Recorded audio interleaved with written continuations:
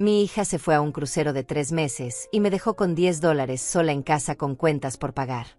Cuando ella finalmente volvió, lo que acabó viendo la hizo gritar muy fuerte. No, no, esto no puede estar sucediendo. Mi nombre es Fátima Meneses. Tengo 72 años. Y el día que mi hija Lorena cerró la puerta de esta casa para irse a un crucero de 3 meses, dejándome sola con apenas $10 en la mano, fue el día en que algo dentro de mí se rompió para siempre. Pero no de la forma que ella esperaba. No me rompí hacia adentro, cayendo en pedazos sobre mí misma como una mujer derrotada. Me rompí hacia afuera. Y esa fractura se convertiría en la grieta por donde toda la verdad finalmente saldría a la luz. Recuerdo cada detalle de esa mañana. Era un sábado de septiembre. El cielo estaba claro, sin nubes, como si el mundo entero estuviera de buen humor menos yo. Lorena bajó las escaleras arrastrando su equipaje grande, ese de color rojo brillante que había comprado especialmente para el viaje. Iba vestida con ropa nueva, pantalones blancos, blusa de seda, zapatos caros. Llevaba el cabello recién arreglado en el salón, las uñas pintadas de un tono rosado que combinaba con su bolso. Se veía radiante, feliz, emocionada. Yo estaba sentada en la cocina, tomando mi café de la mañana, ese café que preparo desde hace más de 50 años de la misma forma, con la misma cuchara, en la misma taza blanca que mi difunto esposo me regaló cuando cumplimos 10 años de casados. Esa taza es uno de los pocos objetos que aún me conectan con tiempos mejores. Con días en que me sentía amada, necesaria, importante para alguien. Lorena entró a la cocina con prisa. Ni siquiera me miró a los ojos cuando empezó a hablar. Dejó caer su bolso sobre la mesa, sacó su teléfono, revisó algo en la pantalla, y entonces, sin levantar la vista, dijo: «Mamá, ya llamé al taxi. Llega en 5 minutos. Necesito que entiendas algo antes de irme». Yo no dije nada. Solo levanté mi taza y tomé un sorbo de café tibio mientras la observaba. Había aprendido hace mucho tiempo que con Lorena era mejor dejarla hablar primero. Esperar. Escuchar. No interrumpir. Porque cualquier cosa que yo dijera podía convertirse en una excusa perfecta para que ella explotara, me acusara de dramática, de exagerada, de no entender nada. Este viaje me costó una fortuna, continuó ella, ahora mirando hacia la ventana, como si le estuviera hablando al jardín y no a mí. Llevo meses planeándolo. Meses ahorrando. Sacrificándome. Y finalmente llegó el momento. 3 meses en el Caribe, mamá. 3 meses de descanso que me merezco después de todo lo que he trabajado. Asentí en silencio. Porque eso es lo que siempre hago. Asentir. Aceptar. Tragar todo lo que ella dice sin replicar. Sé que es mucho tiempo, siguió diciendo, ahora revisando su reflejo en la ventana, acomodándose un mechón de cabello detrás de la oreja. Pero necesito esto. Necesito desconectarme. Estar lejos de todo. Del trabajo. Del estrés. De las responsabilidades. Hizo una pausa. Y entonces agregó, con una frialdad que todavía me hiela la sangre cuando la recuerdo: y eso te incluye a ti también, mamá. Sentí como mis dedos apretaron la taza con más fuerza. Pero no dije nada. No pregunté nada. No lloré. Porque ya estaba acostumbrada a esas palabras. A ese tono. A esa forma tan particular que Lorena tiene de hacerme sentir que soy una carga. Un problema. Un obstáculo entre ella y su felicidad. Entonces ella metió la mano en su bolso y sacó un billete de $10. Lo dejó caer sobre la mesa, frente a mí, como si estuviera dejando una propina. Toma, dijo. Esto es para que te las arregles mientras no estoy. Me quedé mirando ese billete. $10. Una sola cuenta arrugada, vieja, que apenas alcanzaba para comprar un cartón de leche y un pan. Y ella esperaba que yo sobreviviera 3 meses con eso. Lorena, susurré, sintiendo como mi voz temblaba a pesar de mis esfuerzos por mantenerla firme. Las cuentas de la casa, la luz, el agua, el gas, mi medicina. Ya sé, mamá, me interrumpió con impaciencia, cruzándose de brazos. Pero no puedo darte más. Gasté todo en el crucero. Y francamente, ya es hora de que aprendas a resolverlo tú sola. No puedes depender de mí para todo. Tienes 72 años, no eres inválida. Quise gritarle. Quise recordarle que esta casa es mía, que la compré yo con el dinero del seguro de vida de su padre, que cada mueble, cada plato, cada rincón de estas paredes fue pagado con mi trabajo, con mi esfuerzo, con mis propias manos. Quise decirle que ella vive aquí sin pagar renta, sin contribuir a nada, comiendo de mi comida, usando mis servicios, aprovechándose de mi silencio y de mi amor incondicional.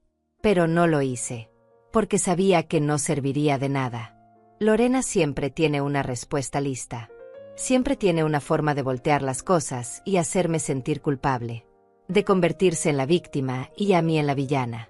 Así que solo tomé el billete de $10 y lo sostuve entre mis dedos temblorosos, sintiendo el peso de la humillación caer sobre mis hombros como una losa de cemento. Bueno, dijo ella, mirando su reloj. El taxi ya debe estar afuera. Tomó su bolso, su equipaje, y se dirigió hacia la puerta. Yo me levanté despacio de la silla, con las rodillas rígidas y el cuerpo pesado, y la seguí hasta la entrada. Cuando abrió la puerta, entró una ráfaga de aire fresco que olía a flores del jardín. Lorena salió, bajó los escalones, y el taxista se bajó para ayudarla con el equipaje. Ella volteó hacia mí una última vez, con una sonrisa ligera en los labios, como si todo esto fuera normal. Como si abandonar a tu madre anciana con $10 durante 3 meses fuera algo perfectamente aceptable. Cuídate, mamá, dijo, con un tono casi alegre. Nos vemos en diciembre. Y entonces se subió al taxi. La puerta se cerró. El motor arrancó. Y yo me quedé ahí, parada en el umbral de mi propia casa, sosteniendo esos $10 en la mano, viendo cómo el carro se alejaba por la calle hasta desaparecer en la esquina. El silencio que cayó sobre mí en ese momento fue absoluto. Pesado. Asfixiante. Entré de nuevo a la casa y cerré la puerta despacio. Mis pasos resonaron en el pasillo vacío. La sala estaba en silencio. La cocina estaba en silencio. Todo estaba en silencio. Excepto mi corazón, que latía con fuerza, bombeando algo que no era solo tristeza. Era rabia. Era dolor. Era una mezcla de emociones tan intensa que no sabía si quería llorar o gritar. Pero hice algo distinto. Caminé hasta la mesa del comedor, me senté, y coloqué el billete de $10 frente a mí. Lo miré fijamente durante varios minutos. Y mientras lo miraba, algo dentro de mí comenzó a cambiar. Una voz pequeña, enterrada bajo años de sumisión y silencio, comenzó a hablar. Y esa voz me dijo algo muy claro: esto no se va a quedar así. Lorena cree que puede irse tranquila. Cree que puede abandonarme y regresar en 3 meses como si nada hubiera pasado. Cree que voy a estar aquí, esperándola con una sonrisa, con la casa limpia, con la comida lista, como siempre he estado. Pero se equivoca. Porque esta vez, algo va a ser diferente. Esta vez, voy a hacer algo que nunca antes me había atrevido a hacer. Voy a defenderme. Voy a actuar. Y cuando ella regrese de ese crucero, bronceada y descansada, va a encontrar algo que jamás esperó. Algo que la va a hacer gritar. No voy a mentir.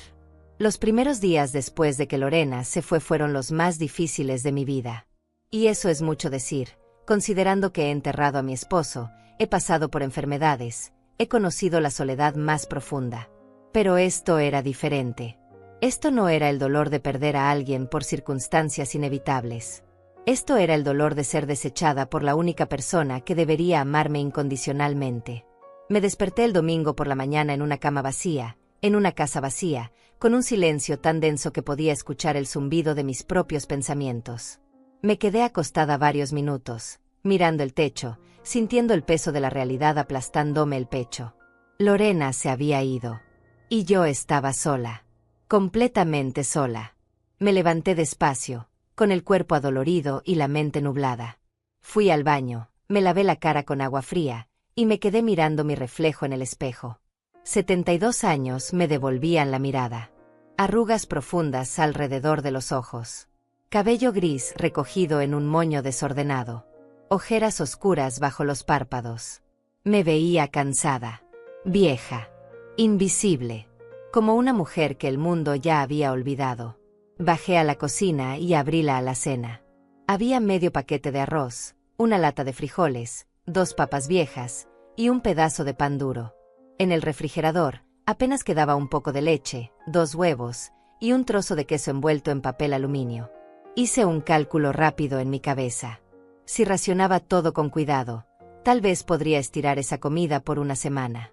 Tal vez 2, si comía muy poco. Pero después de eso, no sabía qué iba a hacer. Los $10 seguían sobre la mesa del comedor, exactamente donde los había dejado la noche anterior. Los tomé y los guardé en el bolsillo de mi bata. Esos $10 eran todo lo que tenía entre yo y el hambre. Entre yo y la desesperación total. Preparé un té simple y me senté frente a la ventana de la sala. Desde ahí podía ver la calle tranquila, las casas de los vecinos, el jardín descuidado del frente. Solía cuidar ese jardín con tanto cariño. Plantaba flores, podaba los arbustos, regaba cada mañana. Pero desde hace meses ya no tengo fuerzas para eso. Y Lorena nunca movió un dedo para ayudarme.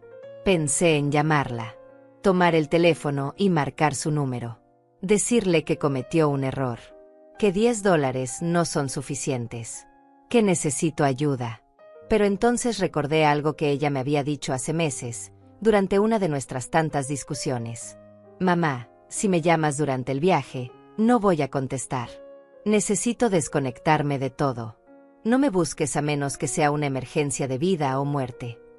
Y ahí estaba el problema. Para Lorena, que yo no tuviera comida no era una emergencia.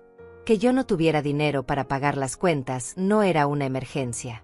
Que yo estuviera sola, asustada, abandonada, no era nada que mereciera su atención. Porque para ella, yo no era una prioridad. Nunca lo he sido. Esa tarde revisé el correo que había llegado durante la semana. 3 sobres blancos con ventanas transparentes. Los abrí con manos temblorosas. Cuenta de electricidad, $85.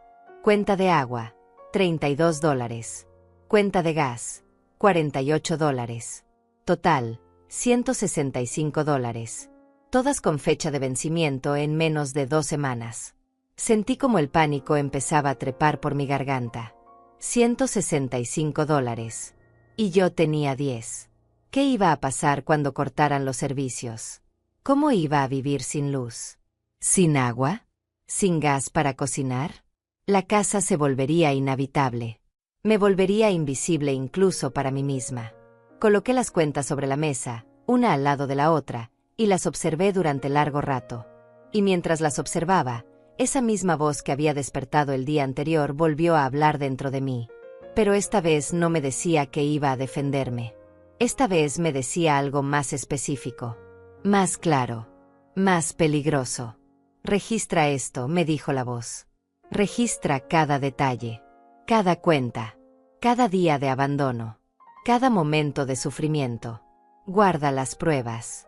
Porque va a llegar el día en que las vas a necesitar. Me levanté de la silla, fui a mi habitación, y busqué en el cajón de mi mesita de noche.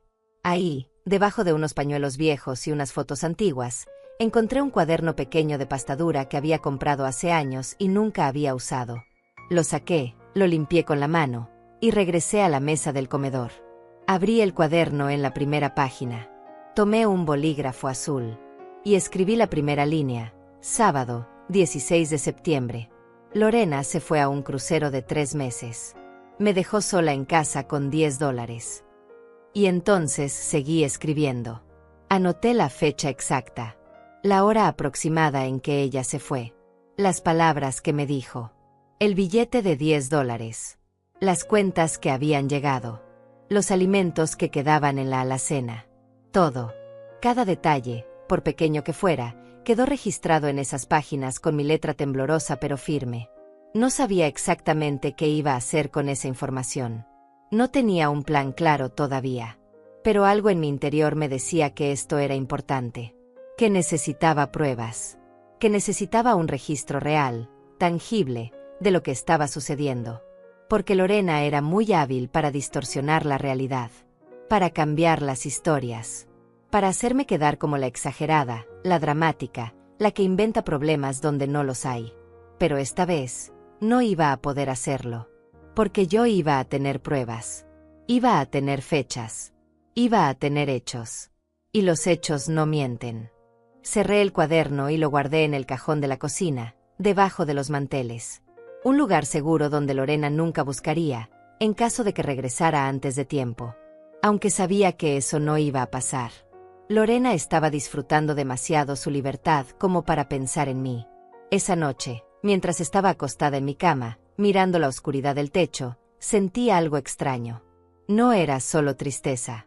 No era solo miedo. Era algo más profundo. Más poderoso. Era determinación. Una llama pequeña, casi invisible, pero que ardía con una intensidad que no había sentido en años. Lorena cree que puede hacer esto y salirse con la suya. Cree que puede abandonarme, humillarme, tratarme como si yo no importara, y luego regresar como si nada hubiera pasado. Cree que voy a estar aquí, esperándola con los brazos abiertos, perdonándola como siempre lo he hecho. Pero se equivoca. Porque esta vez va a ser diferente. Esta vez, cuando ella regrese de ese crucero, cuando baje de ese taxi bronceada y descansada, con su equipaje lleno de recuerdos y su teléfono lleno de fotos, va a encontrar algo que jamás esperó. Va a encontrar consecuencias. Va a encontrar verdad. Va a encontrar justicia. Y no voy a gritar. No voy a llorar. No voy a perder el control. Voy a hacer algo mucho más poderoso. Voy a mostrarle pruebas. Voy a mostrarle hechos. Voy a mostrarle lo que realmente pasó durante estos 3 meses mientras ella estaba disfrutando del sol y del mar sin pensar en mí ni una sola vez. Y cuando vea todo eso, cuando entienda la magnitud de lo que hizo, va a gritar. Va a intentar justificarse. Va a intentar manipular la situación. Pero ya no va a funcionar. Porque esta vez, el silencio se rompió. Y cuando el silencio de una madre se rompe después de toda una vida de aguantar, el ruido que hace es ensordecedor. Me dormí esa noche con el cuaderno en mi mente. Con la lista de cosas que necesitaba registrar. Con la certeza de que cada día que pasara, cada momento de abandono, cada cuenta sin pagar, cada comida que me saltara, cada lágrima que derramara en soledad, quedaría documentado. Guardado. Preservado. Porque cuando llegara el momento del enfrentamiento final, yo no iba a depender de mi palabra contra la de ella. Iba a tener algo mucho más poderoso que palabras. Iba a tener evidencia. Iba a tener verdad escrita en tinta. Iba a tener justicia callada, paciente, inevitable. Y Lorena todavía no lo sabía, pero su crucero de 3 meses no iba a terminar con el regreso triunfal que ella imaginaba. Iba a terminar con un despertar brutal. Con una realidad que no podría ignorar. Con consecuencias que no podría evitar. Porque yo, Fátima Meneses, a mis 72 años, finalmente había tomado una decisión. Y esa decisión iba a cambiar todo. La primera semana completa sin Lorena fue un descenso lento hacia un tipo de desesperación que nunca antes había experimentado. No fue dramático. No hubo un colapso repentino. Fue algo mucho peor. Fue el desgaste silencioso de la dignidad. La erosión gradual de la esperanza. El descubrimiento doloroso de que cuando ya no le importas a nadie, el mundo simplemente sigue girando sin ti. El lunes por la mañana me desperté con hambre. No había desayunado el domingo para ahorrar comida, así que el estómago me dolía. Me preparé medio huevo revuelto y un pedazo pequeño de pan tostado. Comí despacio, masticando cada bocado como si fuera el último. Porque en cierta forma, cada comida se sentía así. Como si estuviera contando los días que me quedaban antes de que la alacena se vaciara por completo.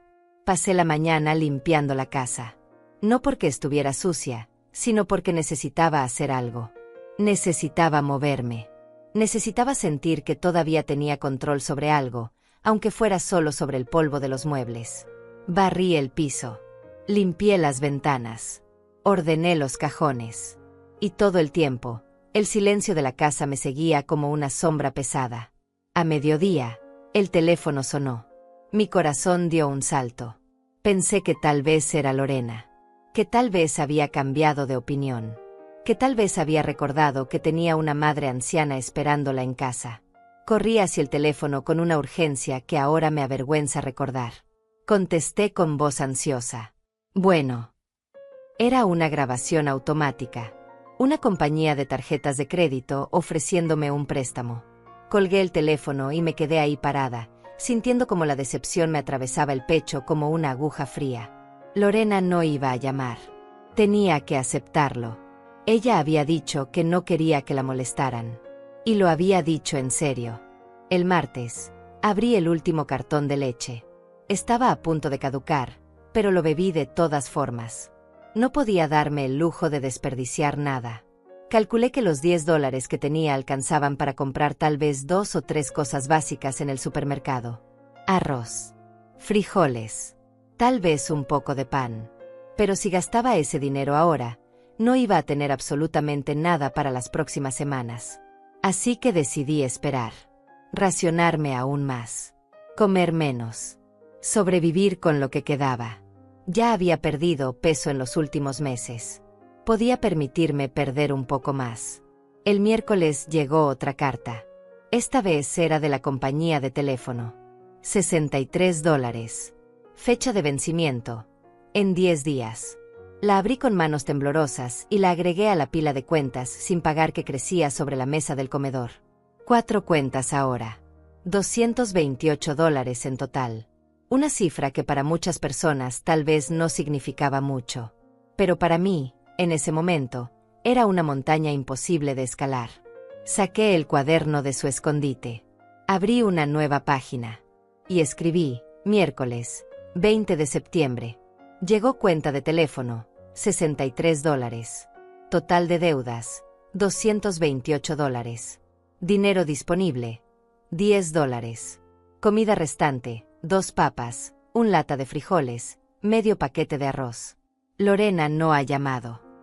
Cerré el cuaderno y lo volví a guardar. Cada vez que escribía en él, sentía una mezcla extraña de dolor y poder. Dolor porque estaba documentando mi propia humillación.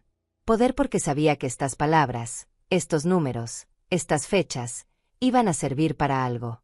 Todavía no sabía exactamente qué, pero algo dentro de mí me decía que esto no era en vano. El jueves intenté salir a caminar por el vecindario. Necesitaba aire fresco. Necesitaba ver algo más allá de estas 4 paredes. Me puse mi vestido más viejo, el que ya casi no uso porque está desgastado y tiene manchas que no salen ni con cloro.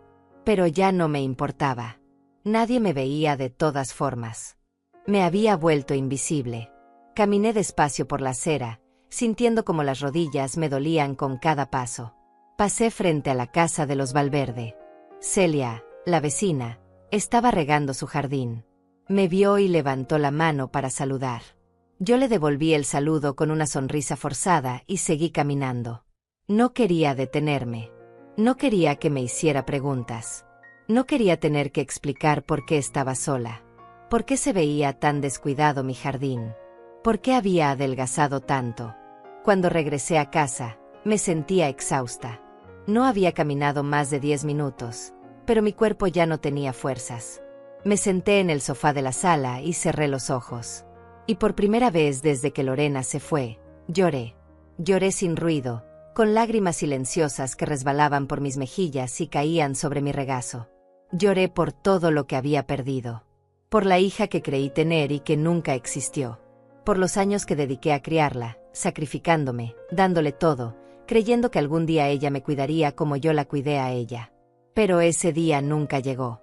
Y ahora estaba aquí, sola, hambrienta, asustada, sin saber cómo iba a sobrevivir los próximos 2 meses y medio. El viernes decidí revisar el resto de la casa en busca de algo que pudiera vender. Abrí cajones. Revisé armarios. Busqué entre cajas viejas. Encontré algunas joyas que mi esposo me había regalado hace décadas. Un collar de perlas. Un par de aretes de oro. Un anillo con una piedra pequeña.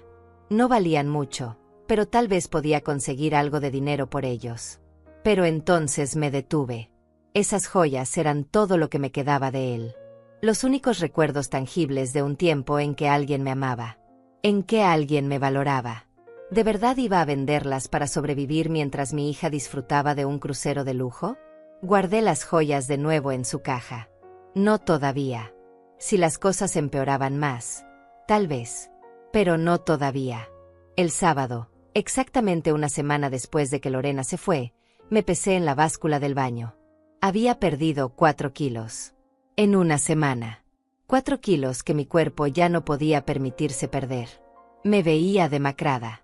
Pálida. Enferma. Pero no podía hacer nada al respecto. No tenía dinero para comprar comida. No tenía a nadie que me ayudara. Estaba completamente sola. Esa tarde me senté frente a la ventana de nuevo, mirando la calle vacía, y empecé a pensar en cómo había llegado hasta aquí. ¿En qué momento me convertí en esta mujer? ¿En qué momento permití que mi hija me tratara como si yo no valiera nada? ¿Por qué nunca dije que no?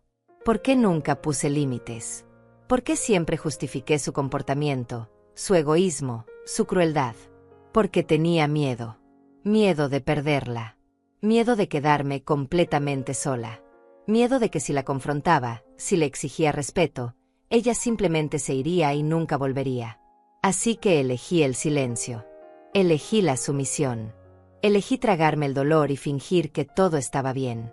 Pero ahora me daba cuenta de que ese miedo me había destruido. Me había convertido en una sombra. En una mujer sin voz. Sin poder. Sin dignidad. Y lo peor de todo era que Lorena lo sabía. Sabía que yo nunca iba a enfrentarla. Sabía que podía tratarme como quisiera y yo siempre iba a perdonarla. Sabía que tenía todo el control. Pero ya no más. Saqué el cuaderno otra vez. Y en la página correspondiente al sábado, escribí algo diferente. No solo hechos. No solo números. Esta vez escribí algo personal. He pasado toda mi vida cuidando a Lorena. Le di todo. Mi tiempo. Mi dinero. Mi energía. Mi amor. Y ahora, cuando más la necesito, me abandonó como si yo fuera basura. Pero esto va a terminar. De una forma u otra, esto va a terminar. Cerré el cuaderno y lo guardé. Mi mano temblaba. Mi corazón latía rápido. Porque sabía que algo había cambiado dentro de mí. Algo fundamental. Algo irreversible. El domingo por la mañana, el segundo domingo sin Lorena, me desperté con un pensamiento claro en la mente. Si iba a sobrevivir esto, si iba a llegar hasta el final, si iba a tener la oportunidad de enfrentar a mi hija cuando regresara, necesitaba ser más inteligente. Más estratégica. No podía simplemente esperar a que las cosas mejoraran. Tenía que hacer algo. ¿Pero qué? ¿Qué podía hacer una mujer de 72 años, sin dinero, sin apoyo, sin nadie que la escuchara? Y entonces recordé algo. Años atrás, cuando mi esposo estaba vivo, él solía decir: Fátima, la gente subestima a las mujeres mayores. Creen que somos frágiles, indefensas. Pero esa es nuestra ventaja. Porque mientras ellos no nos toman en serio, nosotras podemos ver todo, entender todo. Y cuando llega el momento correcto, actuar. En ese momento no entendí lo que quiso decir. Pero ahora, sentada en mi cocina vacía, con el estómago gruñendo de hambre y el corazón lleno de una mezcla de dolor y determinación, finalmente lo comprendí. Lorena me había subestimado. Había asumido que yo era demasiado débil, demasiado vieja, demasiado sumisa para hacer algo. Había asumido que podía tratarme como quisiera sin consecuencias. Pero estaba equivocada. Y cuando regresara, iba a descubrirlo de la forma más dura posible. La segunda semana sin Lorena trajo consigo una claridad que no esperaba. No fue una revelación repentina ni un momento dramático de iluminación. Fue algo más sutil, más peligroso. Fue el momento en que dejé de ser una víctima pasiva y me convertí en algo diferente. En alguien que observa, que anota, que planea. El lunes por la mañana, cuando me desperté con el estómago vacío y el cuerpo débil, tomé una decisión. Ya no iba a desperdiciar energía sintiendo lástima por mí misma. Ya no iba a pasar horas llorando en silencio o preguntándome por qué mi hija me trataba así. En lugar de eso, iba a usar ese tiempo para algo más productivo. Iba a documentar todo. Absolutamente todo. Me levanté de la cama, fui directamente a la cocina, saqué el cuaderno de su escondite y me senté a la mesa con un propósito renovado. Abrí una nueva página y empecé a escribir de forma más sistemática. Ya no solo fechas y cantidades. Ahora iba a crear un registro completo, detallado, irrefutable. Escribí: lunes, 25 de septiembre, día 10 sin Lorena. Peso actual, 58 kilos. He perdido 4 kilos desde que se fue. Comida restante en la casa: un papa, media lata de frijoles, 3 cucharadas de arroz. Dinero en mano: $10, sin usar todavía. Cuentas vencidas. Ninguna todavía, pero vencimiento se aproxima. Síntomas físicos. Mareos constantes, debilidad en las piernas, dolor de cabeza. Estado emocional. Determinada. Releí lo que había escrito. Era crudo. Era honesto. Era la verdad desnuda de mi situación. Y esa verdad, por dolorosa que fuera, era poder. Porque Lorena podía mentir. Podía manipular. Podía distorsionar los hechos. Pero no podía cambiar lo que estaba escrito en estas páginas con mi propia letra. Después de escribir, decidí hacer algo que nunca había hecho antes. Iba a tomar fotografías. No tenía un teléfono inteligente como Lorena. Solo tenía un teléfono viejo de teclas que apenas servía para llamadas. Pero recordé que en algún lugar de la casa había una cámara digital antigua que mi esposo había comprado hace años. Nunca la usábamos mucho, pero tal vez todavía funcionaba. Busqué en el armario del cuarto de huéspedes, entre cajas llenas de cosas olvidadas, y finalmente la encontré. Era una cámara pequeña, plateada, con algunas marcas de uso pero aparentemente en buen estado. La encendí. Para mi sorpresa, todavía tenía batería. La pantalla se iluminó con un parpadeo débil. Funcionaba. Regresé a la cocina y empecé a tomar fotografías. Fotografié la alacena casi vacía. La lata de frijoles a medio terminar. La papa solitaria. El paquete de arroz con apenas un puñado de granos en el fondo. Fotografié el refrigerador vacío, con solo una botella de agua del grifo que había llenado para no morir de sed. Fotografié la pila de cuentas sin pagar sobre la mesa del comedor. Fotografié el billete de $10 que Lorena me había dejado. Cada clic de la cámara era como un martillazo en un clavo. Estaba construyendo algo. Una estructura sólida hecha de evidencia. De pruebas visuales que nadie podría negar ni discutir. Cuando terminé, revisé las fotos en la pequeña pantalla de la cámara. Eran imágenes tristes. Desoladoras. Mostraban exactamente lo que era mi vida en este momento. Abandono total. Pero también mostraban algo más. Mostraban que yo estaba consciente. Que estaba presente. Que estaba preparándome para algo. Guardé la cámara en el mismo cajón donde guardaba el cuaderno. Mi arsenal secreto. Mi colección privada de verdades que pronto verían la luz. El martes por la tarde decidí hacer algo que me aterraba, pero que sabía que era necesario. Iba a usar los $10. No podía seguir así. Mi cuerpo estaba llegando a un límite peligroso. Si no comía pronto algo más sustancioso, iba a enfermarme de verdad. Y si me enfermaba, ¿quién iba a cuidarme? Nadie. Me puse mi abrigo viejo, tomé los $10 y salí de la casa. La caminata hasta la tienda de la esquina fue más difícil de lo que esperaba. Mis piernas temblaban. Me sentía mareada. Tuve que detenerme 2 veces para recuperar el aliento. Pero finalmente llegué. Entré a la tienda con la cabeza agachada, esperando que nadie me reconociera. El lugar olía a pan fresco y a detergente. Tomé una canasta pequeña y empecé a recorrer los pasillos, revisando precios con desesperación. Todo era más caro de lo que recordaba. Un paquete de arroz, $3.50. Una lata de atún, $2. Un cartón de huevos, $4. Pan, $2.50. Hice cálculos mentales rápidos. Si compraba arroz y atún, gastaba $5.50. Me quedaban $4.50. Con eso podía comprar el pan y todavía me sobraría algo. Pero no podía comprar huevos. No alcanzaba. Puse el arroz y el atún en la canasta. Tomé el pan más barato que encontré. Fui a la caja y coloqué todo sobre el mostrador. La cajera, una muchacha joven con el cabello recogido en una cola alta, escaneó los productos sin mirarme a los ojos. $8.20, dijo con voz monótona. Saqué el billete de $10 de mi bolsillo y lo entregué. Ella me devolvió $1.80 en monedas. Yo tomé el cambio con manos temblorosas y lo guardé. $1.80. Eso era todo lo que me quedaba ahora hasta que Lorena regresara. Caminé de regreso a casa cargando la pequeña bolsa de compras. Sentía el peso de esos 3 artículos como si fueran ladrillos. No por su peso físico, sino por lo que representaban. Representaban que había cruzado una línea, que había gastado mi último recurso, que ahora no tenía absolutamente nada más. Cuando llegué a casa, guardé las compras en la alacena y me senté en la mesa del comedor. Saqué el cuaderno y escribí: martes, 26 de septiembre. Gasté los $10 que Lorena me dejó.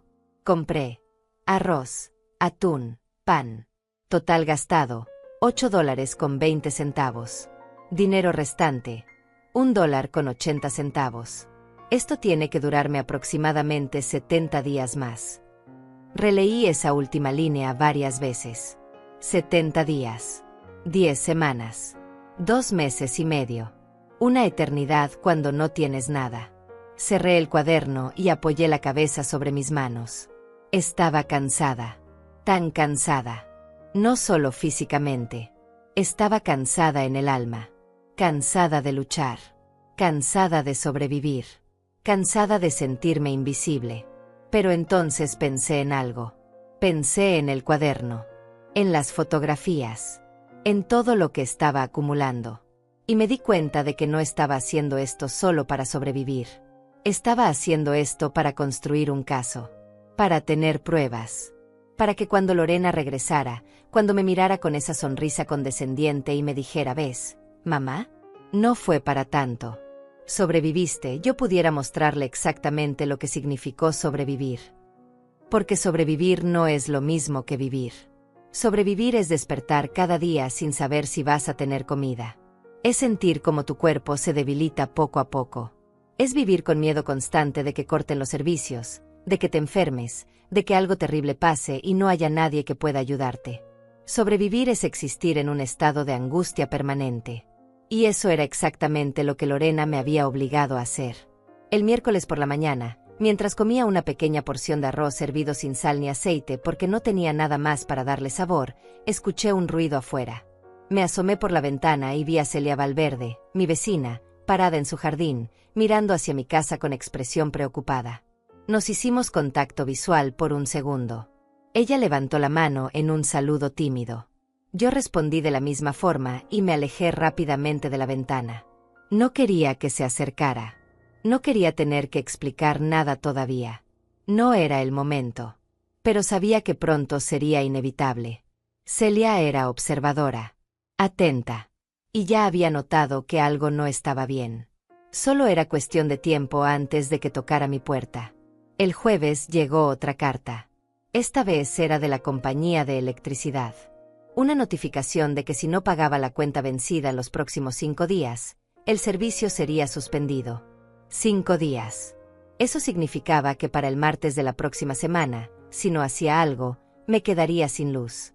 Tomé la carta con manos temblorosas y la agregué a la pila. Luego saqué el cuaderno y anoté: jueves, 28 de septiembre. Notificación de corte de luz. Si no pago $85 antes del martes, 3 de octubre, suspenderán el servicio. No tengo forma de pagar. Lorena sigue sin llamar. Cerré el cuaderno y me quedé sentada ahí, en la mesa del comedor, rodeada de cuentas sin pagar y con el estómago rugiendo de hambre. Y en ese momento, algo más cambió dentro de mí. Ya no era solo rabia. Ya no era solo determinación. Era algo más frío. Más calculado. Era la comprensión absoluta de que Lorena había cometido un error enorme. No solo un error moral o emocional. Había cometido un error práctico. Porque me había dejado aquí, sola, con tiempo suficiente para pensar. Para planear. Para construir un caso tan sólido que cuando regresara, no iba a poder escapar de las consecuencias. Y yo iba a asegurarme de que cada día de estos 3 meses quedara registrado. Cada momento de sufrimiento. Cada cuenta sin pagar. Cada comida que me saltaba. Cada noche que pasaba despierta por el miedo. Todo iba a quedar documentado con una precisión implacable. Porque cuando llegara el momento del ajuste de cuentas, yo no iba a depender de la memoria. No iba a depender de las emociones. Iba a depender de los hechos. Y los hechos, cuando están bien documentados, son imposibles de refutar. Lorena todavía no lo sabía, pero su crucero de lujo iba a costarle mucho más que el dinero que gastó en él. Iba a costarle su tranquilidad, su reputación y posiblemente, su libertad. El viernes por la noche, exactamente 2 semanas después de que Lorena se fue, me senté en la oscuridad de mi habitación con el cuaderno abierto sobre mi regazo. Había empezado a racionar incluso la luz. Apagaba todas las lámparas excepto una, y solo la encendía cuando era absolutamente necesario. Sabía que la cuenta de electricidad iba a llegar de todas formas, pero al menos mi conciencia estaba tranquila sabiendo que había intentado ahorrar. La luna entraba por la ventana, proyectando sombras largas sobre las paredes. En ese silencio pesado, empecé a escribir una nueva entrada. Pero esta vez no solo registré hechos. Esta vez escribí algo más profundo. He estado pensando en todas las veces que Lorena me hizo sentir culpable por existir. Todas las veces que me dijo que era una carga, que complicaba su vida, que necesitaba demasiado. Y yo siempre lo creí. Siempre pensé que tal vez tenía razón, que tal vez yo pedía demasiado, que tal vez mi sola presencia era un problema. Pero ahora me doy cuenta de que nunca pedí demasiado. Solo pedí lo mínimo que cualquier ser humano merece: respeto, dignidad, un poco de compasión. Y ni siquiera eso pudo darme.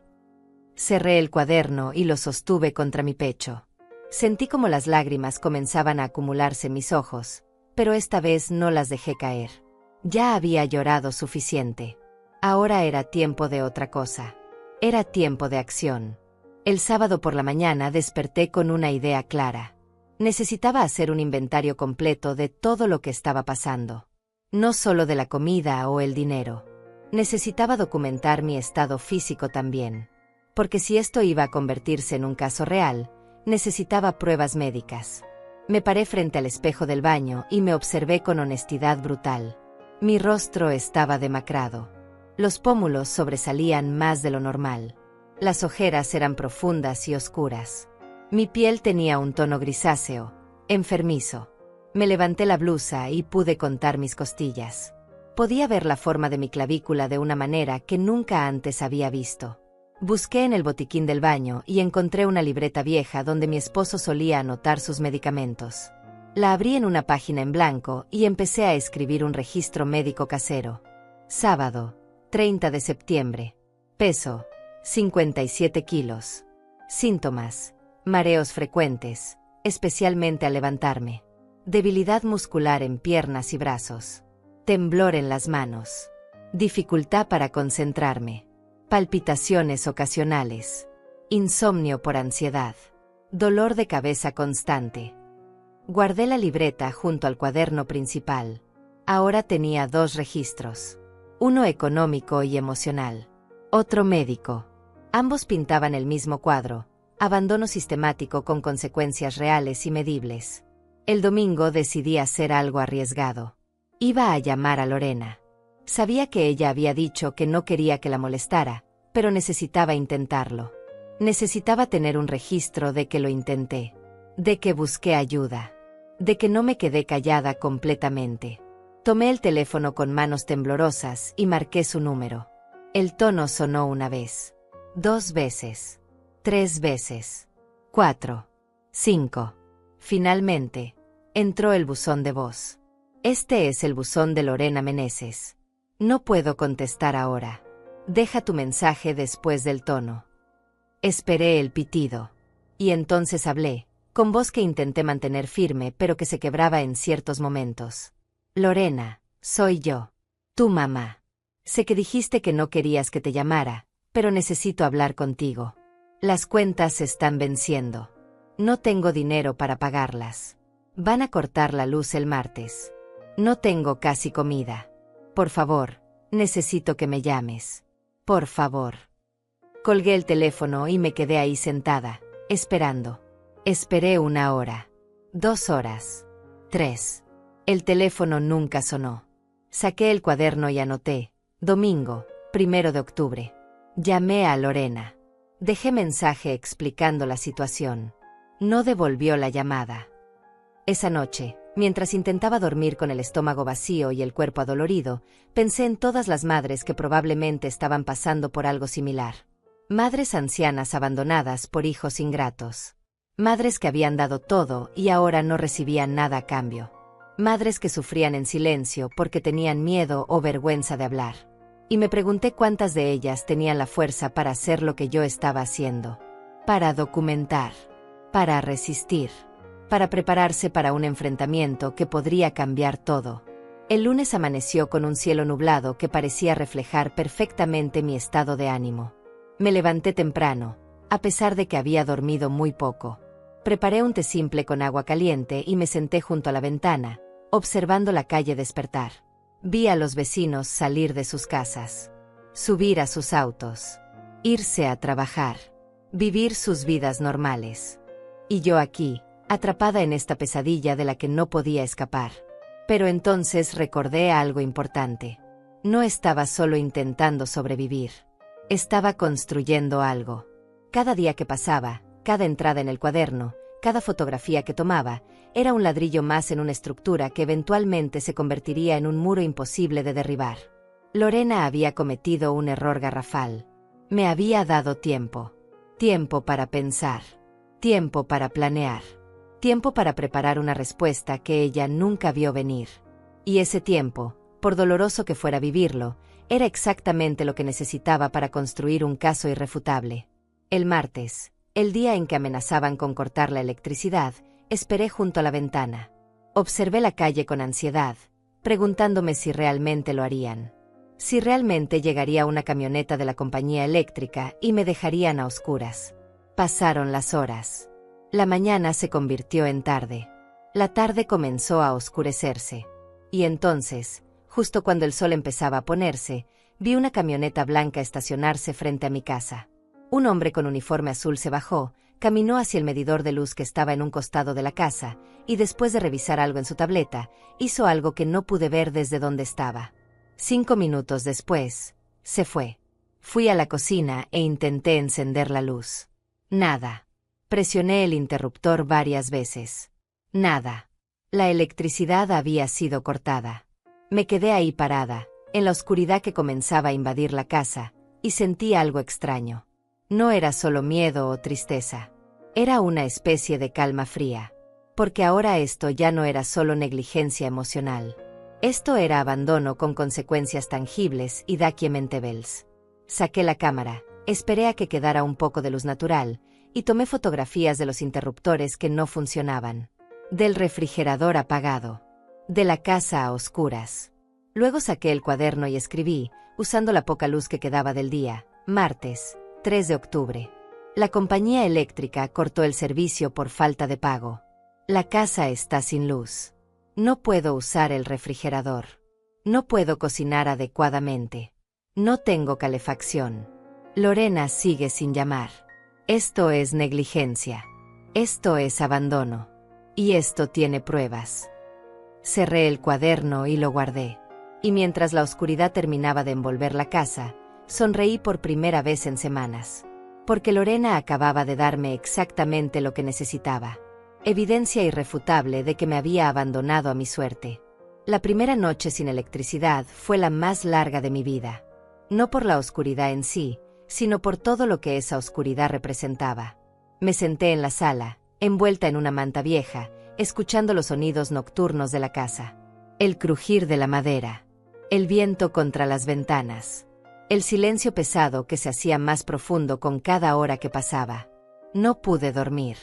Me quedé despierta toda la noche, pensando, recordando, planeando. Y cuando finalmente amaneció el miércoles, con la luz gris del alba filtrándose por las cortinas, supe que había llegado a un punto sin retorno. Ya no podía seguir así. Ya no podía simplemente esperar a que los 3 meses pasaran. Algo tenía que cambiar. Me levanté de la cama con el cuerpo adolorido y la mente clara. Fui a la cocina y preparé el último poco de arroz que me quedaba. Lo comí frío, sin poder calentarlo, masticando despacio mientras miraba por la ventana. El vecindario estaba despertando. La gente salía a sus jardines. Los niños esperaban el autobús escolar. La vida continuaba normal para todos excepto para mí. Y entonces, como si el universo hubiera escuchado mis pensamientos, vi algo que cambiaría todo. Celia Valverde estaba parada en su jardín, pero no estaba regando las plantas como de costumbre. Estaba mirando hacia mi casa con expresión preocupada. Muy preocupada. Y entonces, para mi sorpresa, Empezó a caminar hacia mi puerta. Mi primer instinto fue esconderme. Fingir que no estaba en casa. Evitar las preguntas que sabía que vendrían. Pero algo me detuvo. Esa misma voz que me había dicho que documentara todo, que registrara cada detalle, ahora me decía algo diferente. Me decía que dejara entrar a Celia. Que esta era la oportunidad que había estado esperando sin saberlo. Escuché el timbre sonar. Una vez. 2 veces. Respiré profundo, me arreglé un poco el cabello con las manos, y fui a abrir la puerta. Celia estaba ahí, con una canasta en las manos y una expresión en el rostro que era mitad preocupación, mitad determinación. Nos miramos en silencio por un momento. Y en ese momento, vi algo en sus ojos que no esperaba ver. No era lástima. Era comprensión. Como si ella supiera, sin que yo tuviera que decir una palabra, que algo terrible estaba pasando. Fátima, dijo suavemente. Perdona que te moleste, pero necesito hablar contigo. Asentí sin decir nada y le hice una seña para que entrara. Ella pasó y yo cerré la puerta detrás de nosotros. Caminamos hacia la sala y nos sentamos. Celia dejó la canasta sobre la mesa de centro. Pude ver que contenía algunas frutas, un pan, y lo que parecía ser un recipiente con comida casera. He estado observando tu casa las últimas semanas, dijo Celia, yendo directo al punto. Y he notado cosas. Tu jardín está descuidado, algo que nunca había visto antes. No ha salido casi nada. Has perdido mucho peso. Y ayer vi que vinieron a cortar tu electricidad. Sentí como las lágrimas comenzaban a acumularse en mis ojos, pero las contuve. No quería llorar. No todavía. Fátima, continuó Celia, inclinándose hacia adelante. ¿Dónde está Lorena? Esa pregunta simple, directa, honesta, rompió algo dentro de mí. Todas las semanas de silencio, de vergüenza, de intentar mantener las apariencias, se derrumbaron en un instante. Y antes de que pudiera detenerme, las palabras empezaron a salir. Se fue, susurré. Se fue a un crucero por 3 meses. Me dejó sola con $10. $10, Celia, para 3 meses. Vi cómo los ojos de Celia se abrían con sorpresa y luego con algo más oscuro. Indignación. Rabia contenida. $10, repitió, como si no pudiera creer lo que estaba escuchando. ¿Para 3 meses? ¿Y las cuentas? ¿La comida? ¿Tus medicinas? No hay nada, dije, y ahora las lágrimas sí comenzaron a caer. No tengo nada. Gasté los $10 en arroz y atún. Ya casi se acabó. Cortaron la luz ayer. El agua va a ser la siguiente. ¿Y Lorena? Lorena no contesta mis llamadas. No le importa. Celia se quedó en silencio por un largo momento, procesando todo lo que acababa de escuchar. Pude ver cómo sus manos se cerraban en puños sobre su regazo, cómo su mandíbula se tensaba. Y entonces dijo algo que jamás olvidaré. Fátima, esto no es negligencia común. Esto es abandono de una persona mayor. Y es ilegal. Levanté la vista hacia ella, sorprendida. ¿Ilegal? Sí, dijo Celia con firmeza. Tengo una prima que es trabajadora social. He escuchado casos como este. Cuando un familiar abandona a una persona mayor, dejándola sin recursos, sin cuidado, sin forma de sobrevivir, eso tiene nombre. Y tiene consecuencias legales. Sentí como algo cambiaba en mi pecho. Una chispa de esperanza. De posibilidad. De justicia.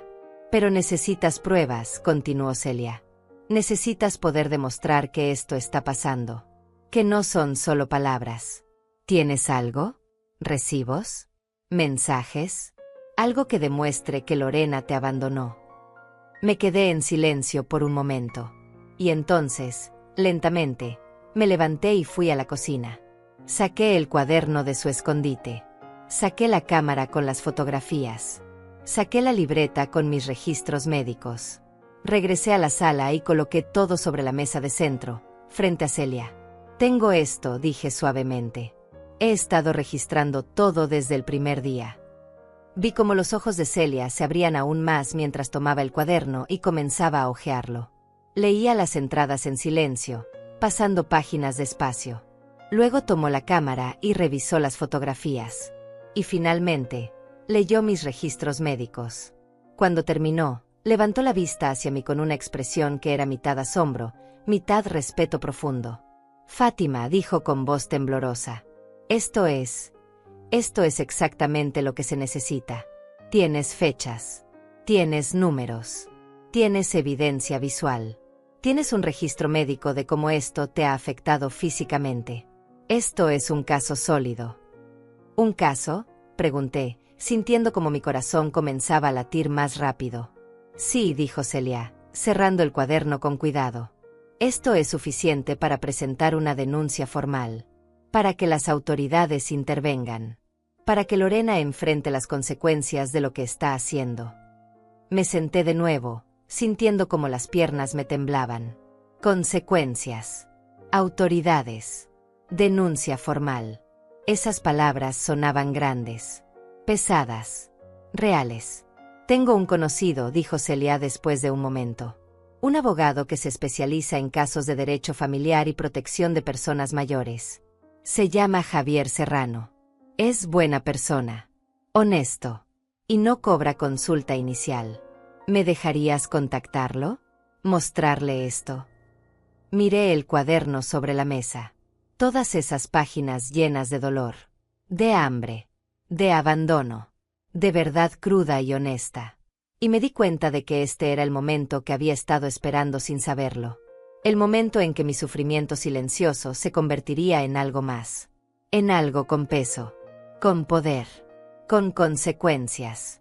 Sí, dije finalmente, con voz firme. Sí, por favor. Quiero hablar con él. Celia asintió y tomó su teléfono. Marcó un número y esperó. Después de unos segundos, alguien contestó. ¿Javier? Soy Celia Valverde. Necesito tu ayuda con algo urgente. Es sobre una vecina mía. Una señora mayor que ha sido abandonada por su hija. Sí, tiene pruebas. Muchas pruebas. ¿Podrías venir hoy? Es serio.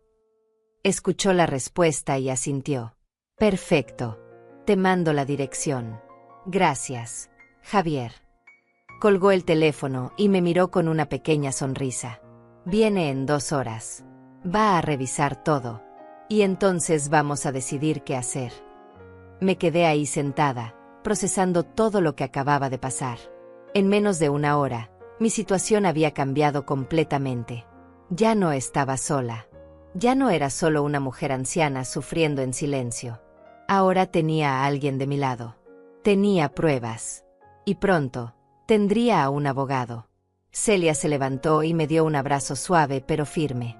No estás sola, Fátima susurró. Ya no estás sola. Y cuando se separó, vi algo en sus ojos que no había visto en semanas. Esperanza. Justicia. La promesa de que las cosas iban a cambiar. Ella se fue a su casa para esperar al abogado, dejándome la canasta con comida. Me quedé sentada en la sala, mirando el cuaderno sobre la mesa, y por primera vez en mucho tiempo, sentí algo parecido a la paz. Lorena había cometido un error. Un error enorme. Me había subestimado. Había asumido que yo era demasiado débil, demasiado asustada, demasiado sumisa para hacer algo.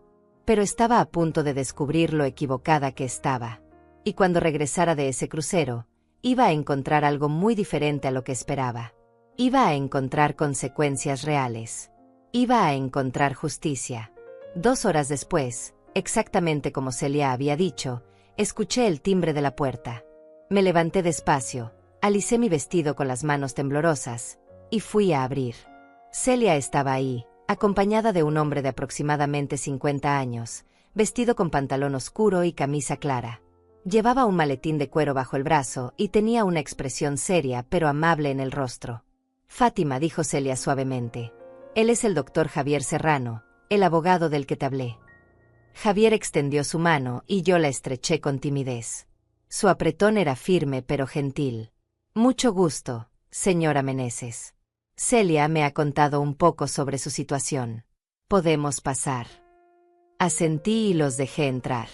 Caminamos hasta la sala y nos sentamos. Javier sacó una libreta y un bolígrafo de su maletín, y me miró directamente a los ojos con una expresión que transmitía profesionalismo, pero también compasión genuina. Señora Meneses, comenzó. Antes de revisar cualquier documento, necesito que me cuente con sus propias palabras qué está pasando. Desde el principio. Sin omitir detalles, por incómodos que sean. ¿Puede hacer eso? Respiré profundo. Esta era la primera vez que iba a contar mi historia completa a alguien fuera de estas paredes. La primera vez que iba a poner en palabras todo el dolor, toda la humillación, todo el abandono que había sufrido. Y no sabía si iba a poder hacerlo sin derrumbarme. Pero tenía que intentarlo. Mi hija Lorena, comencé con voz temblorosa, se fue de viaje hace 3 semanas. Un crucero por el Caribe. 3 meses completos. Cuando se fue, me dejó $10. Solo $10. Me dijo que tenía que aprender a arreglármela sola, que ya era hora de que dejara de depender de ella. Javier anotaba mientras yo hablaba, sin interrumpir. Esta es mi casa, continué. La compré yo con el dinero del seguro de vida de mi esposo cuando él murió hace 12 años. Lorena vive aquí conmigo. No paga renta. No contribuye a los gastos. Come de mi comida. Usa mis servicios. Y aún así, me trata como si yo fuera una carga para ella. Sentí como las lágrimas comenzaban a formarse, pero las contuve. No podía llorar ahora. Necesitaba ser clara. Necesitaba ser fuerte. Cuando se fue, quedaban algunas cosas en la alacena. Pero no mucho. Usé los $10 para comprar arroz, atún y pan. Eso fue hace casi 2 semanas. Ya casi no queda nada. He perdido 6 kilos. Me siento débil todo el tiempo. Tengo mareos, temblores. Y las cuentas. Todas las cuentas están sin pagar. Ayer cortaron la electricidad. Pronto van a cortar el agua también.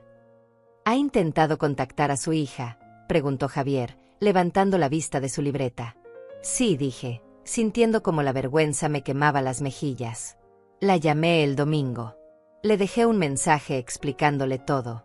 Que no tenía dinero. Que iban a cortar los servicios. Que necesitaba ayuda. Nunca contestó. Nunca devolvió la llamada. Javier asintió lentamente, escribiendo más notas. ¿Y no tiene otros familiares? Nadie más que pueda ayudarla. Negué con la cabeza. No, mi esposo murió. No tengo hermanos. Mis padres fallecieron hace años. Lorena es mi única familia. Y me abandonó. El silencio que siguió fue pesado. Javier dejó de escribir y me miró con una expresión que mezclaba tristeza y algo más oscuro. Indignación profesional. Señora Meneses, dijo finalmente, lo que me está describiendo es abandono de persona mayor. Es una forma de maltrato que está tipificada en la ley. Y es seria. Muy seria. Celia mencionó eso, dije suavemente. Por eso le pedí que lo trajera. Bien, dijo Javier, cerrando su libreta por un momento. Ahora necesito ver las pruebas que Celia me dijo que tiene. Cualquier documento, registro, fotografía, cualquier cosa que pueda demostrar lo que está pasando. Me levanté y fui a buscar todo. El cuaderno, la cámara, la libreta médica, las cuentas sin pagar, el comprobante de compra del supermercado, todo lo que había acumulado durante estas semanas de sufrimiento. Regresé y coloqué todo sobre la mesa de centro frente a Javier. Él tomó el cuaderno primero y comenzó a leerlo. Vi cómo sus ojos se movían de línea en línea, de página en página. De vez en cuando hacía una pausa, como si algo lo hubiera impactado particularmente. Luego tomó la cámara y revisó las fotografías una por una. La alacena vacía. El refrigerador apagado. Las cuentas acumuladas. El billete de $10. Cuando terminó de revisar todo, se recostó en el sofá y exhaló profundamente. Se quedó en silencio por varios segundos, como procesando todo lo que acababa de ver.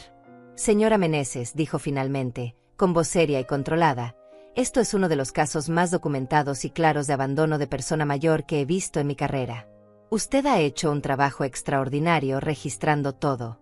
Fechas exactas. Cantidades precisas. Evidencia fotográfica. Registro médico de deterioro físico. Esto es exactamente lo que un fiscal necesitaría para construir un caso. Sentí como mi corazón comenzaba a latir más rápido. ¿Un fiscal?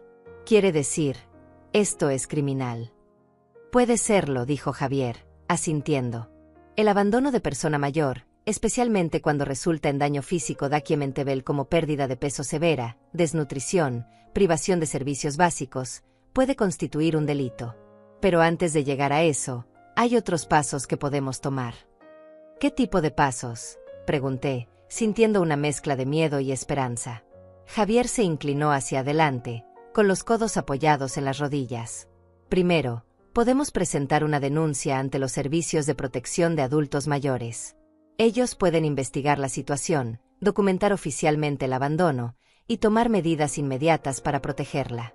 Segundo, podemos considerar acciones legales civiles contra su hija. Esto podría incluir órdenes de restricción, demandas por daños y perjuicios, e incluso la posibilidad de revocar cualquier beneficio que ella pueda estar recibiendo de vivir en su casa.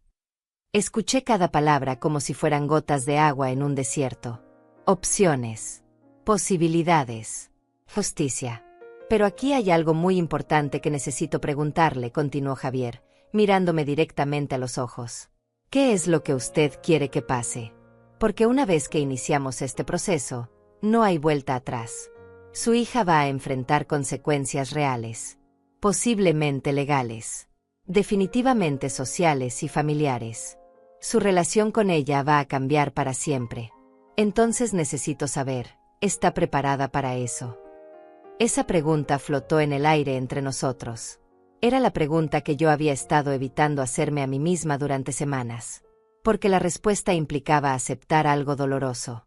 Implicaba aceptar que la hija que yo había criado, que había amado, que había sacrificado todo por ella, realmente me había abandonado. Y que no había vuelta atrás. Pero ya no podía seguir mintiendo.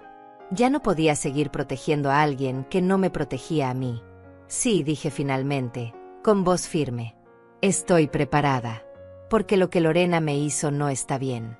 Y si yo no digo nada, si yo no hago nada, ella va a creer que puede salirse con la suya. Va a creer que puede tratar a las personas así sin consecuencias.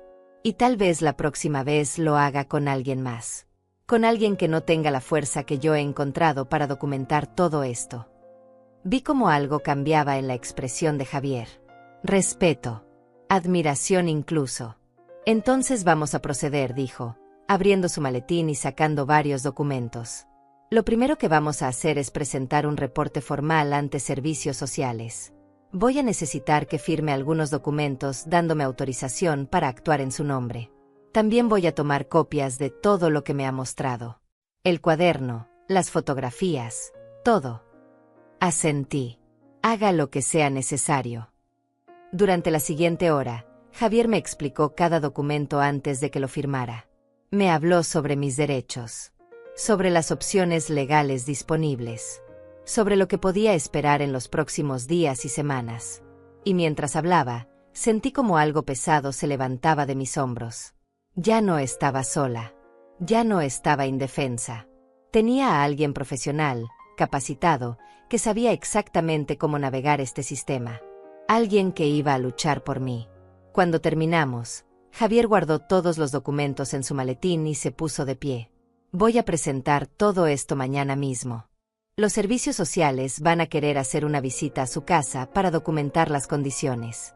Van a tomarle fotografías. Van a hacer preguntas. Y entonces van a iniciar una investigación formal sobre su hija. ¿Y qué va a pasar cuando Lorena regrese?, pregunté, la pregunta que había estado quemándome por dentro. Javier me miró con una expresión seria. Cuando ella regrese, va a encontrar una situación muy diferente a la que dejó. Va a encontrar una investigación activa. Va a encontrar documentación oficial de abandono. Y va a tener que responder por sus acciones. Legalmente. Formalmente. Con consecuencias reales. Me acompañó hasta la puerta junto con Celia. Antes de irse, se volteó hacia mí una última vez. Señora Meneses, lo que usted ha hecho, documentar todo con tanta precisión, es extraordinario. La mayoría de las personas en su situación están demasiado asustadas o avergonzadas para actuar. Usted no. Usted decidió defenderse. Y eso requiere coraje. Cuando se fueron, Cerré la puerta y me quedé parada en el pasillo vacío de mi casa. La casa sin luz. La casa sin comida. La casa donde había sufrido tanto. Pero ahora, por primera vez en semanas, esa casa no se sentía como una prisión. Se sentía como el escenario de una batalla que finalmente estaba lista para pelear. Los días que siguieron a la visita del doctor Javier Serrano fueron diferentes a todo lo que había experimentado antes. Ya no era solo yo contra el mundo. Ya no era solo una mujer anciana sufriendo en silencio. Ahora había un proceso en marcha. Una maquinaria legal que se había puesto en movimiento. Y yo era el centro de todo. El jueves por la mañana, tal como Javier había prometido, llegaron 2 trabajadoras sociales a mi casa. Una era una mujer joven llamada Samara, con cabello oscuro recogido en un moño profesional. La otra era mayor, tal vez de unos 50 años, y se presentó como Estefanía. Ambas traían portapapeles, cámaras, y una expresión de seriedad que me hizo entender que esto era real. Muy real. Señora Meneses, dijo Estefanía con voz amable pero firme, vamos a necesitar documentar las condiciones de su hogar y su estado físico actual. Esto es parte del protocolo de investigación. Nos permite entrar. Abrí la puerta completamente y las dejé pasar. Caminaron por toda la casa, tomando fotografías de cada habitación. El refrigerador vacío. La alacena casi sin comida. Los interruptores de luz que no funcionaban. Las cuentas acumuladas sobre la mesa del comedor. La cama donde yo dormía sola cada noche. Todo quedó registrado con la precisión clínica de una investigación oficial. Samara tomó notas en su portapapeles mientras Estefanía me hacía preguntas. Las mismas que le había respondido a Javier, pero ahora con más detalle. ¿Cuánto pesaba antes de que Lorena se fuera? ¿Cuánto peso ahora? ¿Qué síntomas físicos había experimentado? Si había buscado atención médica. ¿Por qué no lo había hecho? No tengo dinero para el doctor, expliqué con vergüenza. Y no quiero usar mi seguro porque las facturas médicas se acumulan y no tengo forma de pagarlas. Estefanía anotó eso con expresión grave. Eso es parte del problema, señora Meneses. Su hija la dejó no solo sin recursos económicos, sino también sin acceso a cuidado médico básico. Eso agrava significativamente la situación. Después de más de 1 hora de documentación, Estefanía se sentó conmigo en la sala. Señora Meneses, basándonos en lo que hemos visto y documentado hoy, vamos a clasificar esto como un caso de abandono severo de persona mayor. Vamos a abrir una investigación formal contra Lorena Meneses. También vamos a proporcionarle recursos inmediatos de emergencia. ¿Recursos?, pregunté, sin entender completamente. Sí, dijo Samara, sacando algunos papeles de su carpeta. Vamos a conectarla con un programa de asistencia alimentaria de emergencia. También vamos a coordinar con las compañías de servicios para evitar más cortes mientras dura la investigación. Y vamos a asignarle un trabajador social que va a visitarla semanalmente para monitorear su situación.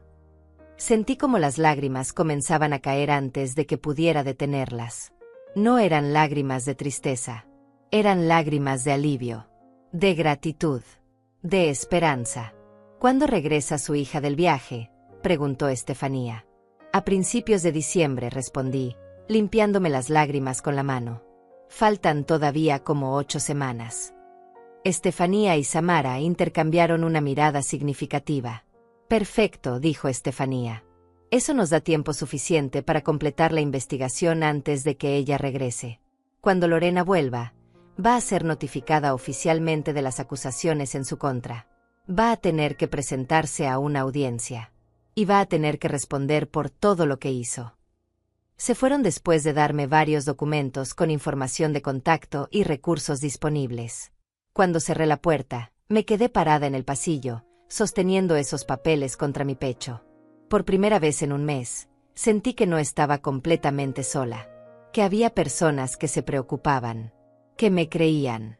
Que estaban de mi lado. 2 días después, llegó una caja de comida de emergencia. Arroz, frijoles, pasta, salsa de tomate, atún, aceite, algunos vegetales enlatados y hasta un poco de pollo congelado. También incluía leche en polvo, pan y algunas frutas. Era más comida de la que había visto en mi cocina en semanas.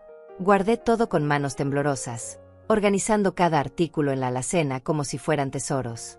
Y en cierto modo, lo eran. Era la diferencia entre seguir muriendo de hambre o tener la fuerza para llegar hasta el final de esto.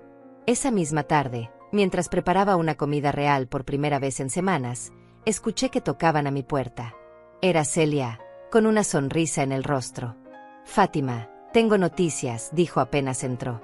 Hablé con Javier. Me contó que la investigación está avanzando rápido.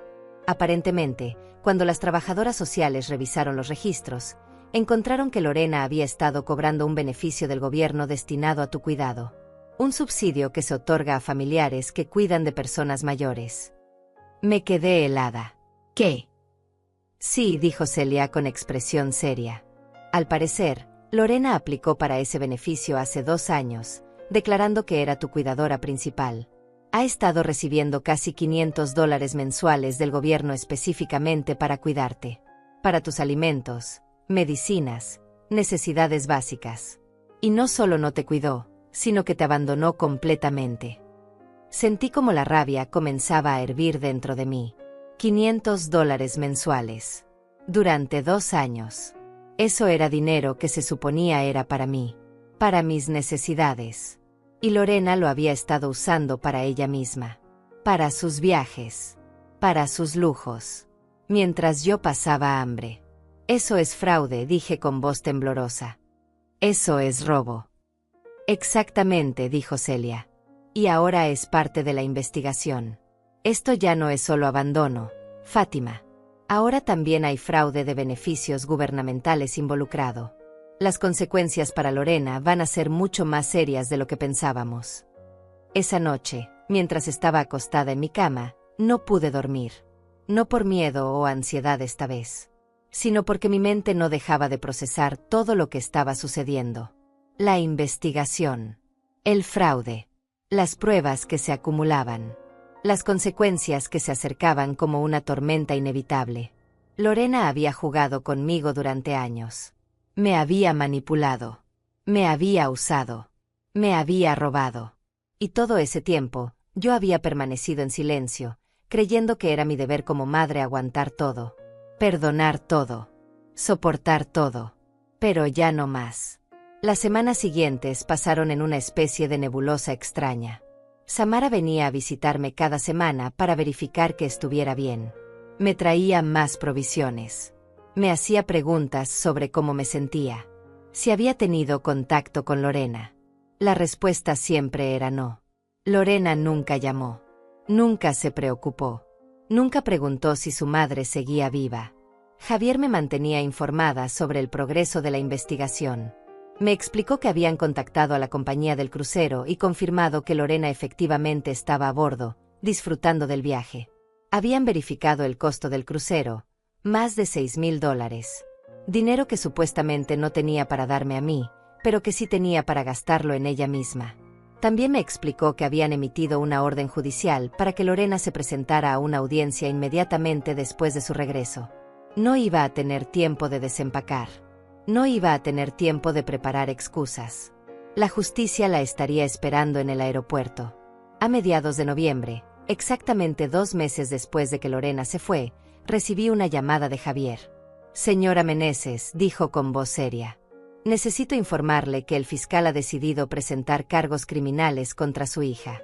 No solo por el abandono, sino también por fraude de beneficios gubernamentales.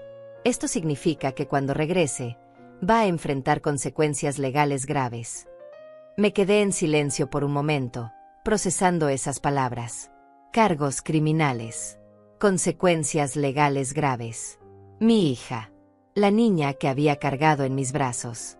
La que había criado con tanto amor. Ahora enfrentaba la posibilidad de ir a juicio. De tener un registro criminal. De pagar por lo que me había hecho. Señora Meneses, dijo Javier. ¿Está ahí? Sí, susurré. Estoy aquí. Sé que esto es difícil, continuó Javier con voz amable. Pero necesito que entienda que usted no está haciendo nada malo. Usted está ejerciendo sus derechos. Está buscando justicia por el maltrato que sufrió. Esto no la hace mala madre. La hace una mujer valiente que se negó a seguir siendo víctima. Colgué el teléfono y me quedé sentada en el sofá, mirando por la ventana. Afuera, el mundo seguía girando. Los vecinos vivían sus vidas. Los niños jugaban. Los autos pasaban. Todo normal. Pero aquí adentro, en esta casa que había sido mi prisión durante 2 meses, algo había cambiado. Yo había cambiado. Ya no era la mujer débil y sumisa que Lorena había dejado atrás. Era alguien diferente. Alguien más fuerte. Alguien que había aprendido que el silencio no es virtud cuando se usa para esconder abuso. Saqué el cuaderno una última vez y escribí una entrada final. Noviembre 15. Hoy me informaron que Lorena enfrentará cargos criminales cuando regrese. He pasado por el infierno estos 2 meses. He sufrido hambre, frío, miedo, soledad. Pero también he descubierto algo que nunca supe que tenía: dignidad propia, valor, la capacidad de defenderme. Y cuando Lorena regrese, va a descubrir que ya no puede pisotearme. Porque esta vez, la verdad tiene voz. Y esa voz es la mía. Cerré el cuaderno y lo guardé. Faltaba menos de 1 mes para que Lorena regresara. Y yo estaría lista. El primer lunes de diciembre amaneció frío y gris. Era el día que había estado esperando y temiendo a la vez durante casi 3 meses. El día en que Lorena regresaría de su crucero. El día en que todo lo que había construido en silencio finalmente saldría a la luz. Me desperté temprano, a pesar de que apenas había dormido. Me puse mi mejor vestido, el que guardaba para ocasiones especiales. Me peiné con cuidado. Me miré al espejo y vi a una mujer diferente a la que había sido 3 meses atrás. Más delgada, sí, con más arrugas de preocupación en el rostro, pero también con algo nuevo en los ojos. Determinación. Dignidad recuperada. Javier había coordinado todo con precisión. Lorena llegaría al aeropuerto a las 3 de la tarde. Ahí estaría esperándola un oficial de servicios sociales, junto con un representante del fiscal. Le entregarían una citación oficial y la escoltarían directamente a una reunión preliminar. No iba a poder venir a casa primero. No iba a poder lavar su ropa de viaje o revisar sus fotos del crucero. La realidad la golpearía apenas pusiera un pie en tierra. Pero yo había pedido algo específico a Javier. Antes de todo eso, antes de las confrontaciones legales y las audiencias formales, yo quería que Lorena viera la casa. Quería que viera las consecuencias de sus acciones. Quería que entendiera, con sus propios ojos, lo que me había hecho. Así que a las 10 de la mañana, Javier llegó a mi casa acompañado de Estefanía, la trabajadora social. Traían cámaras de video, documentos legales, y una expresión seria que me recordó la gravedad de lo que estaba a punto de suceder. «Señora Meneses», dijo Javier, «vamos a preparar todo para cuando su hija llegue. Queremos que ella vea exactamente cómo quedó la casa después de que se fue. Queremos que entienda el impacto real de sus acciones». Pasamos las siguientes horas organizando todo. No limpiamos nada. No arreglamos nada. Dejamos la casa exactamente como había estado durante las peores semanas. Las cuentas sin pagar apiladas sobre la mesa. El refrigerador que ahora funcionaba pero que había estado apagado por semanas. Las fotografías impresas que mostraban la alacena vacía, mi cuerpo demacrado, la oscuridad de la casa sin electricidad. Y en el centro de todo, sobre la mesa del comedor, colocamos el cuaderno. Abierto en la primera página. Con mis palabras escritas a mano, contando la historia completa de mi abandono. A las 2 de la tarde, sonó mi teléfono. Era Javier. Su hija acaba de aterrizar. Vamos camino a su casa. Llegamos en 40 minutos. Esos 40 minutos fueron los más largos de mi vida. Me senté en el sofá de la sala, con las manos entrelazadas sobre mi regazo, esperando. Celia vino a acompañarme, sentándose a mi lado en silencio solidario. No necesitábamos hablar. Ella sabía lo que este momento significaba para mí. Y entonces, a las 3:10, escuché el sonido de un auto estacionándose frente a mi casa. Miré por la ventana y vi un carro oficial del gobierno. Del asiento trasero bajó Lorena, con su equipaje rojo brillante, su piel bronceada, su cabello arreglado con mechas nuevas. Se veía descansada, feliz, completamente ajena a lo que estaba a punto de suceder. Junto a ella bajaron Javier, un oficial uniformado, y otra mujer que supuse era del fiscal. Lorena miraba a todos con confusión evidente. Vi cómo movía los labios, preguntando algo. Vi cómo su expresión cambiaba de confusión a preocupación cuando Javier le mostraba unos documentos. Y entonces, todos caminaron hacia mi puerta. El timbre sonó. Me levanté despacio, respiré profundo, y fui a abrir. Cuando Lorena me vio, su rostro se iluminó con una sonrisa. «Mamá, ya llegué. ¿Me extrañaste?» Y entonces, sus ojos recorrieron la sala detrás de mí. Vi cómo la sonrisa se congelaba en su rostro, cómo sus ojos se abrían con sorpresa al ver a todas las personas ahí. A Javier, a Estefanía, a Cela, a los oficiales. «¿Qué está pasando?», preguntó, con voz que empezaba a subir de tono. «¿Quiénes son todas estas personas?» «Pasa, Lorena», dije con voz tranquila. «Hay cosas que necesitas ver». Ella entró, arrastrando su equipaje, mirando a todos con desconfianza creciente. La guié hasta el comedor, hasta la mesa donde estaba todo preparado. Las cuentas, las fotografías, el cuaderno. «¿Qué es esto?», preguntó, acercándose a la mesa. Tomó una de las fotografías. Era la imagen del refrigerador vacío. Luego tomó otra, la alacena sin comida, y otra más. Mi cuerpo demacrado pesándose en la báscula. Vi cómo su rostro palidecía, cómo sus manos comenzaban a temblar. «Esto es lo que pasó mientras tú estabas en tu crucero», dije, con voz firme. «Esto es lo que viví con los $10 que me dejaste». Lorena negó con la cabeza. «No, no entiendo. Tú tenías que arreglártelas. Solo eran 3 meses». «Solo 3 meses», repetí, sintiendo como la rabia comenzaba a subir por mi garganta. 3 meses sin comida suficiente. 3 meses sin electricidad porque no pude pagar la cuenta. 3 meses sola, asustada, hambrienta, mientras tú disfrutabas del sol y del mar. Pero yo no pensé. Comenzó a decir, pero Javier la interrumpió.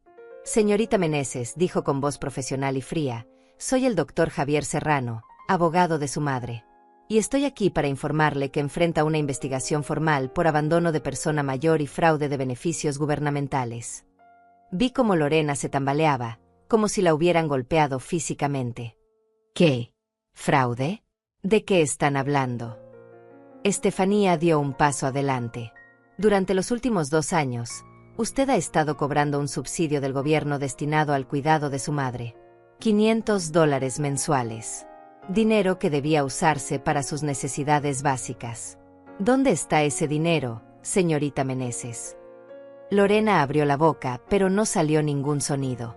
Sus ojos se movían frenéticamente entre todos los presentes, buscando una salida, una explicación, una forma de manipular la situación como siempre había hecho. Pero esta vez no había salida. Yo lo usaba para la casa», mintió débilmente. «Para los gastos». «Tenemos pruebas de que eso no es cierto», dijo Javier, abriendo su maletín y sacando documentos. «Tenemos registros bancarios que muestran que ese dinero iba directamente a su cuenta personal. Tenemos comprobantes de compras de lujo, de viajes, de restaurantes caros, mientras su madre pasaba hambre». Lorena tomó el cuaderno de la mesa con manos temblorosas. Comenzó a leer. Vi cómo sus ojos se movían rápidamente por las páginas, cómo su rostro cambiaba de confusión a horror a medida que leía mis palabras. Las fechas, los números, el registro detallado de cada día de abandono. «No», susurró. «No, esto no puede estar pasando». Y entonces sus ojos se encontraron con los míos. Y en ese momento, vi algo que nunca había visto antes en el rostro de mi hija. Miedo. Verdadero miedo. Porque finalmente entendía que no iba a poder salirse con la suya. Que las consecuencias eran reales. Que su madre ya no era la mujer débil y sumisa que había dejado atrás. «Mamá», dijo con voz quebrada, «no entiendes. Yo necesitaba ese viaje. Estaba estresada. Necesitaba descansar. Y yo necesitaba comer», dije con voz tranquila pero firme. «Necesitaba luz. Necesitaba agua. Necesitaba medicinas. Necesitaba a mi hija. Pero no te importó. Señorita Meneses, interrumpió el oficial, dando un paso adelante, está citada a una audiencia preliminar este viernes a las 9 de la mañana. Allí se le informarán formalmente los cargos en su contra. También se le notifica que tiene prohibido contactar a su madre fuera de presencia legal. Cualquier intento de intimidación, manipulación o contacto no autorizado será considerado obstrucción de la justicia. Vi cómo las lágrimas comenzaban a caer por las mejillas de Lorena. Mamá, por favor. No puedes hacerme esto. Soy tu hija. Exactamente, dije, sintiendo como mi propia voz se quebraba. Eres mi hija. Y aún así, me abandonaste. Me trataste como basura. Me dejaste morir de hambre. ¿Y ahora me pides compasión? ¿Ahora me pides que te proteja? Como siempre lo he hecho. Como siempre lo hice mientras tú me pisoteabas. Negué con la cabeza. No más, Lorena. Esta vez no. Esta vez vas a enfrentar las consecuencias de tus acciones. Lorena intentó acercarse a mí, pero el oficial se interpuso. Necesita irse ahora, señorita Meneses. Tome su equipaje y váyase. Recibirá la notificación formal en los próximos días. La vi caminar hacia la puerta, arrastrando su equipaje rojo, con los hombros caídos y el rostro mojado de lágrimas. Se volteó una última vez hacia mí. Mamá. Susurró. Pero yo no respondí. Solo la miré en silencio mientras salía de mi casa. Tal vez por última vez. Cuando la puerta se cerró, el silencio que quedó fue diferente al silencio de los últimos 3 meses. No era el silencio del abandono. Era el silencio de la justicia cumplida. De la dignidad recuperada. De una verdad que finalmente había sido escuchada. Javier puso su mano en mi hombro suavemente. Lo hizo muy bien, señora Meneses. Fue muy valiente. Miré el cuaderno sobre la mesa. Todas esas páginas llenas de dolor que ahora se habían convertido en el instrumento de mi liberación. Y pensé en todas las madres que sufren en silencio. En todas las mujeres mayores que son maltratadas por sus propios hijos y nunca encuentran la fuerza para hablar. No fui valiente, dije suavemente. Solo decidí que mi vida valía la pena pelear por ella. Las semanas siguientes trajeron audiencias, declaraciones, más documentación. El caso contra Lorena avanzó con la fuerza implacable de la verdad respaldada por pruebas. Al final, enfrentó cargos criminales, tuvo que devolver todo el dinero del subsidio fraudulento y fue sentenciada a servicio comunitario, además de una orden judicial que le prohibía acercarse a mí sin supervisión. Perdió el privilegio de vivir en mi casa. Perdió el control que había tenido sobre mi vida durante años. Y más importante, perdió la capacidad de hacerme daño nunca más. Yo recuperé mi casa, mi paz, mi dignidad. Y aunque la relación con mi hija quedó rota, posiblemente para siempre, aprendí algo valioso. Aprendí que el amor materno no significa aceptar el abuso, que perdonar no significa olvidar, que la compasión no debe confundirse con ser el felpudo de nadie. Y aprendí que nunca es demasiado tarde para encontrar tu voz, para defenderte, para decir, esto no está bien. Y no voy a permitirlo más. Tengo 72 años. Y finalmente, por primera vez en mucho tiempo, me siento libre.